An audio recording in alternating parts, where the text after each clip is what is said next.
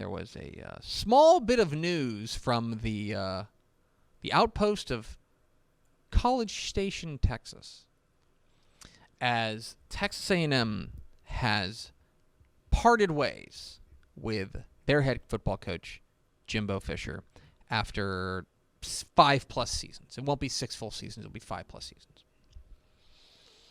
And it is worth going back and remembering how we got here.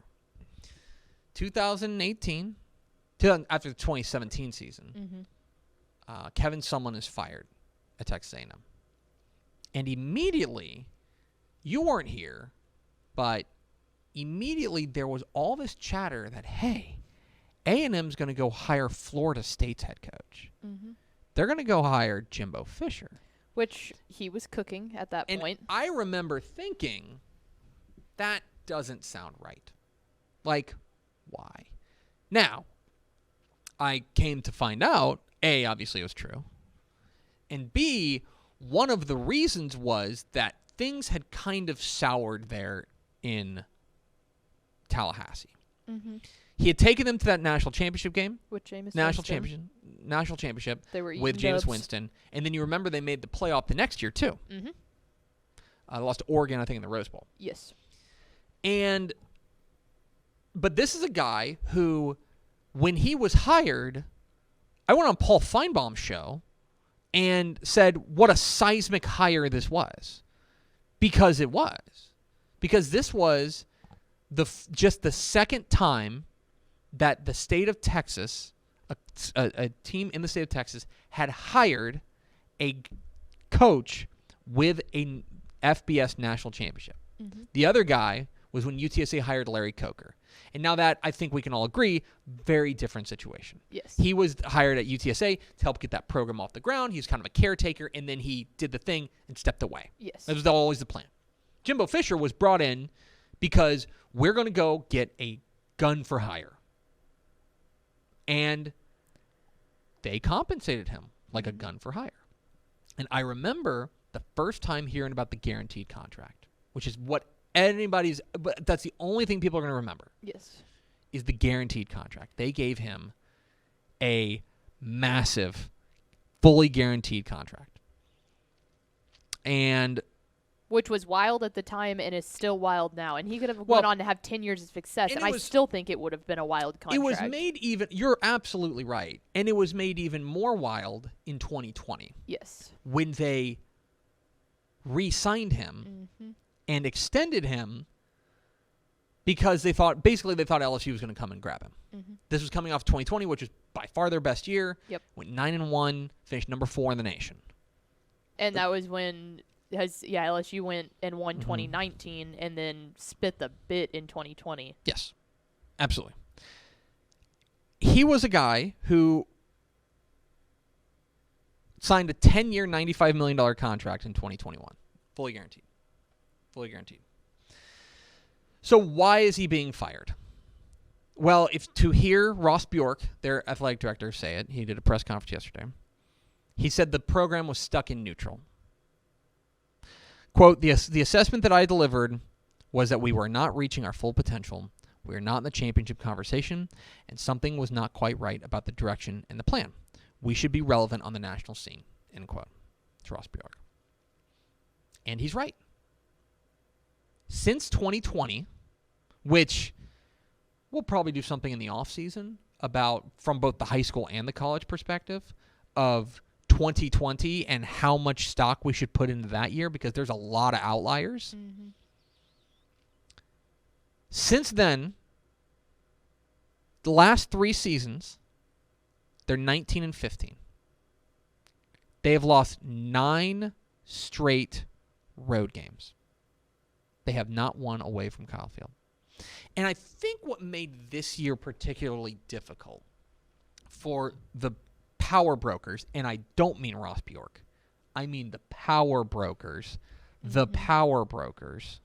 in College Station, is that it feels like this is as close as you're going to get. Yep. You get Alabama at home, I think, a wounded Alabama team, probably one of the more mediocre Alabama teams that we'll see Which by still Alabama means standards. that they're in the upper echelon. Of course. You get them at home, and you can't seal the deal. No. Especially after you're not considered a rival at this specific moment, but when your longtime rival just did it in Tuscaloosa literally the 2 weeks before. You go to Tennessee. It's not a great Tennessee team. No. They just got blasted in the sun by Missouri. Which says enough. Says enough. As a Mizzou grad, allow me to tell you, that says enough. You can't win there. Then you take on Ole Miss. This is a good Ole Miss team, but it's not an invincible Ole Miss team. And Lane Kiffin loves to poke the bear. I was just going to say, if someone that will not let you forget it after you leave the locker room that night, it's going to be Lane Kiffin. And I think at that point, they looked around and they said, all right, what else could we possibly give him that is going to get them to the national championship stage? Now remember, that is the goal. We need to be very clear. When Texas State hired G.J. Kinney, okay? They're going to go out there and say we want to contend for a national championship. Realistically, they want to get within to a the program, that is not the goal. At least not right now, and probably not for the next couple of years. No. Right? That's not the goal. At A&M, there's no reason they cannot be contending for national championships. And furthermore, there's no reason that this roster cannot contend for national championships. That number one class, the greatest recruiting class of all time, this is the second year with them. And you're going to go 7-5. That's my thing is we talk a lot about unrealistic expectations between a lot of programs, and I think we had that whole conversation about Texas before they hired Sark of, okay, you had the exact same record over the last 9 years as Arizona State. Like, how... Who are you? Yeah, who are you? And with A&M, have they ever really been in the competition for a national championship? They were in 2020. In 2020 they were. But if we're talking program-wide, I feel like there's still some unrealistic expectations. That being said, those expectations have become more of a reality in the past 3 years than they have at any other point in time in A&M's history because of this class. Let's make no bones about it. Jimbo Fisher was given everything he could possibly need to succeed. The facilities at A&M are shocking. I haven't been to Alabama. I haven't been to Georgia. I have been to A&M. I have a hard time believing there are finer facilities in America, or at least 5 better facilities in America. They paid him. They paid his staff.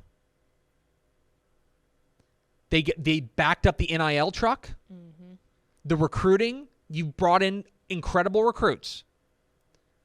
For the entire time he's been there. The recruiting's never been the issue for Jimbo Fisher. No.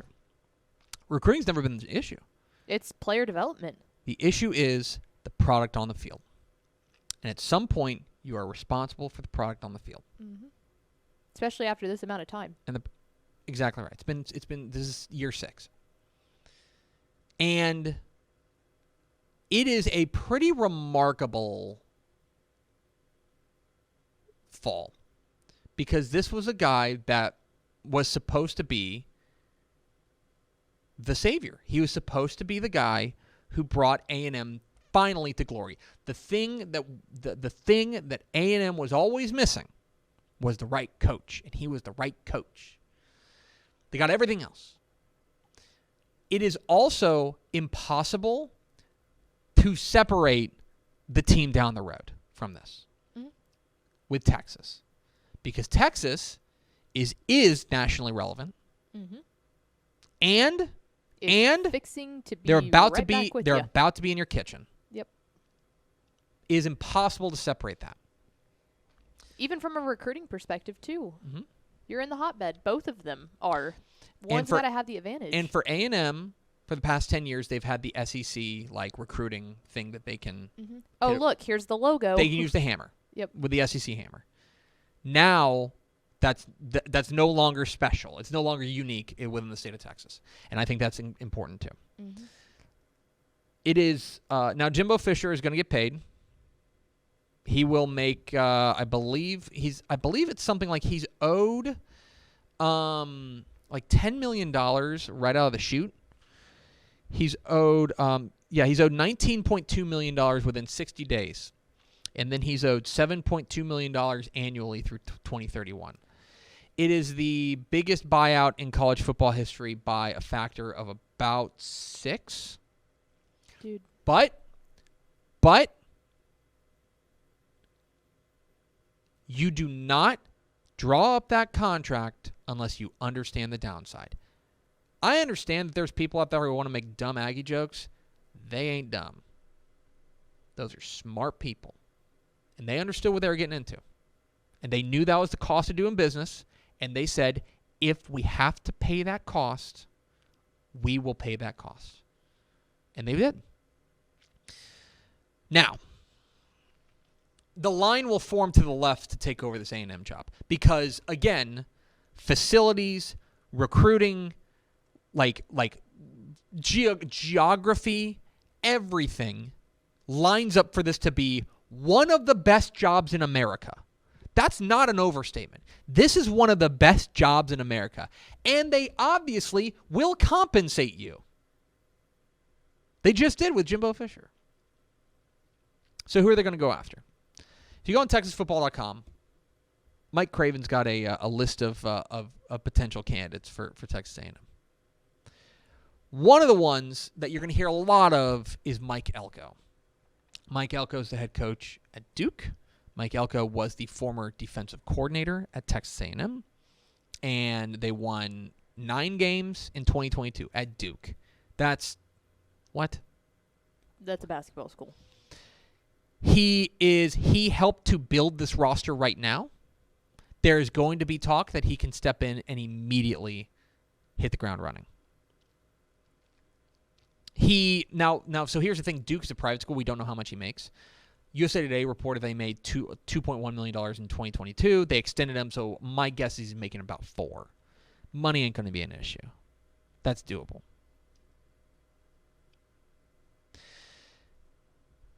You call Lane Kiffin. It'd be exciting. It'd be fun. The offense would hum. He can recruit. He's won. It would be very interesting. And the other thing is that he is notoriously flirtatious with other jobs. Oh, he doesn't want to stay in Ole Miss. No. He coached in the NFL. He coached at USC. He coached at Tennessee. He's got big program experience. Incredibly on brand to go from the largest buyout in college football history and then hire Lane Kiffin. That seems like if we're reading trend lines of things that wouldn't shock me, that's one of them. Offensive whiz. Yep. Offensive whiz. Which is what they've been lacking the whole time under Jimbo Fisher. I'm going to get to the wild cards before I get to the 2 options that I would look at. Okay. One kind of aspirational and one realistic. The wild cards, Urban Meyer. He's in the running for every available Power 5 job in America. If you believe that the problem is you hired the wrong national champion head coach, you go get Urban Meyer. Now, perhaps Urban Meyer is a scumbag. Point blank. But if he brings you a national championship, who cares? Obligatory Deion Sanders reference. Again, it's splashy. He can recruit. He's splashy. Him and Lane Kiffin are playing on the same battlefield. Now, I think a lot of the luster is worn off after a really hot start. Yeah. But if you want to talk about an immediate splash hire that would put you nationally relevant immediately, there's a guy. I don't think they're going to hire Deion Sanders. No. I'll go out there on a limb and say that. clip this when they hire Deion Sanders. Here's the two names that I'm interested in, most interested in. One is, I think, a big swing, as he puts on TexasFootball.com. And one is, I think, doable. The big swing is Dan Lanning. Dan Lanning's the head coach at Oregon. Oregon's probably going to win the Pac-12. The Forgotten Four. He's probably going to win the Pac-12. He made his name as defense coordinator for Georgia. He is one of the very best young coaches in college football. And they're about to make the move to the Big Ten, and maybe you see if he's not into the Big Ten and he wants to get back to the SEC. Mm-hmm. Dan Lanning's one. The other option is Jeff Traylor. Now, Jeff Traylor he's contending for his third straight conference championship. He's a winner. If you want to go full on, seal the borders Texas, he's the guy. Is that too much of a leap to go from last year he was coaching in Conference USA's championship game to next year he's coaching to 2 years later he's coaching the SEC? Is that too big of a leap? They can certainly afford him. They can they can certainly afford him. He's got if you are of the belief that the problem at A&M is that Fisher didn't cozy up enough to the Texas High School Coaches Association, Jeff Traylor is an instant fix. Mm-hmm. An instant fix. It kind of a lot of this hire comes down to what you think the problem is. If you think the problem is that you hired the wrong national champion head coach, then you go hire Urban Meyer. If you think the problem is that you need a guy who knows modern day offense and he knows the SEC, then you go hire Lane Kiffin. If you need a guy who understands A&M and has that background there, and also has been a successful head coach, you go get Mike Elko. If you need Texas, you go hire Jeff Traylor. And if you want the defensive guru SEC guy, you go get Dan Lanning. The question is the Rorschach test on what you think is wrong, what you think is missing at this A&M program. And as much as we can sit there and answer what we think is wrong, it's all going to come down to who opens their checkbook. It all comes down to the power brokers. Yep. Ross Bjork is part of that. John Sharp, their chancellor, is part of that. But they're definitely not the only contributing factors. The donors are part of that. Are the main part of that. Wild times. Jimbo It is Fisher. fun because there's so many good viable options. Like that, it makes it fun. And you will not find somebody they can have. Here's who they cannot hire. Okay? Here's who would say no to this job. Nick Saban. Mm-hmm. Kirby Smart. Probably Jim Harbaugh, although he'd love to get out of Michigan right now. Do you think Dabo? Dabo would not say no to this job. I don't think Dabo Swinney would say no to this job, but I don't think he's A&M. in the I position. don't think A&M would. I don't want to either. him. No. The list of people who would say no to A&M is extremely short. What do you think about Sarkisian? Do you think all-time heel turn? Do you think he would say no? Gosh. Let me be very clear. I don't think there's a chance in hell that happens. Absolutely not. That being said, Absolutely not. I'm just saying a hypothetical here. Do you think Steve Sarkisian would turn down A&M if they backed up the Brinks truck? I don't. I think he would. I think he would turn down A&M. I think he's pretty well taken care of at Texas. Yeah. I think he'd turn down A&M. He's on that list for other reasons. He's right? hoping he would be hoping that they would, because then Del Conte would open up the Brinks truck. Absolutely. Anyway, it'll be fun times. We'll have you covered on TexasFootball.com. Thanks so much for watching that video. If you would like more and to be notified when they come out, go ahead and click that subscribe button right down there. You can also watch Texas Football Today every day live at noon on TexasFootball.com, Facebook, Twitch, and right here on YouTube. For more of the best coverage of Texas football in the Lone Star State, go to TexasFootball.com/subscribe.